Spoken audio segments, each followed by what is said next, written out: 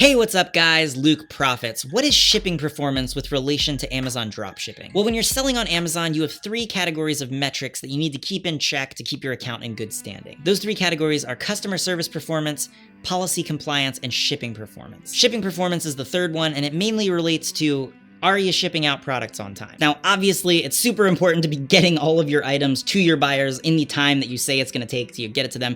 Nobody likes having a package that they ordered and they think it's gonna be here and they're excited for it, and then it's late, especially if it's by a couple days. You know, you gotta be delivering your products on time. Nobody likes having their products be delivered late. And there's always the temptation to try to say, oh yeah, I can deliver it a little bit faster because you're gonna get more sales if you say you're offering faster shipping. But if you don't deliver on that time, it's gonna hurt you in your metrics. What you really wanna be doing is giving yourself absolutely enough time for you to order the product from your supplier and have your supplier ship it to the buyer. And you don't want to be like, oh, you know, like really cutting it right to the edge. You need to give yourself a couple days of buffer so that, you know, in case anything goes wrong, there's a delay, anything like that, it's probably not going to affect your account and you're still going to be delivering the products within the time that you stated. Plus, that's got the added benefit of it makes customers happy. They think they're going to get it by the 10th, but then they end up getting it on the 6th. Nice, right? That makes them happy. Your shipping performance is based on a 30-day window, so anything that is older than 30 days, you know, doesn't really apply anymore. And it's basically just a measurement of how much stuff is being delivered on time. Everything needs to be delivered on time, but you can have basically 1 out of every 25 orders that ends up being late by a little bit. But like I said, you don't want to have much of it at all, but if you have more than 1 out of every 25 orders be late, you're going to get suspended because, of course, you're going to be outside of your metrics for that area. You need to have at least 96% of your sales delivered on time in any given 30-day window. You also have a separate section under your shipping performance that's called valid tracking rate, and as long as, you know, stuff is being delivered on time and you're uploading the tracking like I've been telling you, you're not going to have any issues with this. The only case where you would really have issues with your valid tracking rate is if, say, like the supplier gives you a tracking number and a digit's off or something like that. So some sort of mistake is made there where you've got the tracking, but it's not the right tracking number because the supplier made some sort of error in giving you the tracking or something like that. You know, that kind of thing can happen.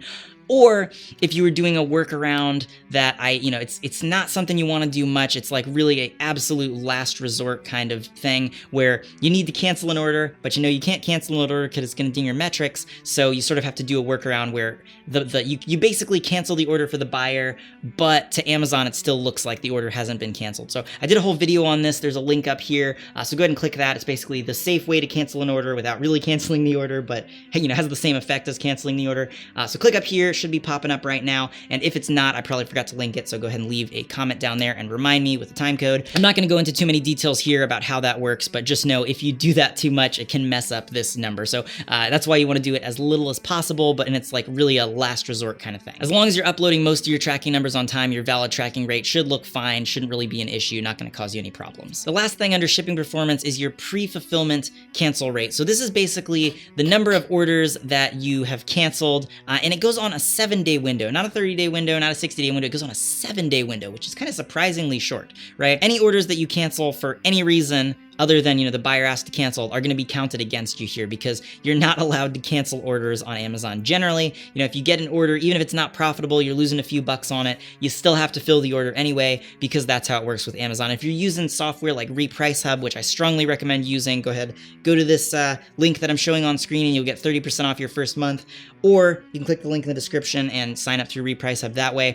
Reprice Hub is great because it basically, whenever prices change from your supplier, it'll get those price changes and update them in your Amazon account so you're never selling a product at a loss. Or if it goes out of stock from your supplier, then you're not going to be selling a product that, you know, you can't then go order, which would be a big problem here, right? Because you can't cancel orders. Now, of course, if something, you know, terrible did happen and you absolutely had to, you can use that video that I mentioned previously about that sort of sneaky way to cancel an order without really canceling an order, but really not a good plan. You don't want to rely on that. And like I said, it can mess up your valid tracking rate. So don't use that. It's pretty bad. That's just for like absolute worst case scenario. If you're going to lose 20 bucks or 30 bucks or, you know, something like that on an order, you're probably going to want to just still fill it anyway because you can't really cancel orders on Amazon. Remember, you can only cancel 1 out of every 50 orders that you get on Amazon. So just as a rule, never cancel orders. And if you do have to cancel an order, then use that workaround that I mentioned before. Now, one good thing that you do also want to remember is that you can cancel orders if a buyer specifically asks you to cancel. Like if a buyer's like, hey, never mind, sorry, changed my mind, can you cancel the order? Then that's fine. You just say that the buyer asked to cancel the order, and that's not counted against you at all. But Amazon is not like eBay in that on eBay, you can just say, oh, buyer asked to cancel even when they didn't, and it doesn't really hurt you. On Amazon, not the best plan. You want to actually have the buyer ask you to cancel, and then you can cancel. You can even say like, hey, there was a problem with your order, blah, blah, blah, something like that, and ask them to send in a cancellation request, and then use that cancellation request as sort of your justification to cancel, as buyer asked to cancel. But yeah, rule of thumb, you can't cancel orders on Amazon unless the buyer is asking you to cancel the order. So yeah, pre-fulfillment cancel rate, it's on a 7-day window. You can't have that number go above 2.5%. So basically, out of every 50 orders, you can cancel one, but just, rule of thumb, just never cancel orders and you'll be better off. And that's it. As long as you're shipping orders on time, you're not canceling orders, you're not listing IP brands because you're using Reprice Hub, which protects you from those. And of course, link right here, you can sign up here, or link down there in the description for 30% off. They have a great free trial and everything too.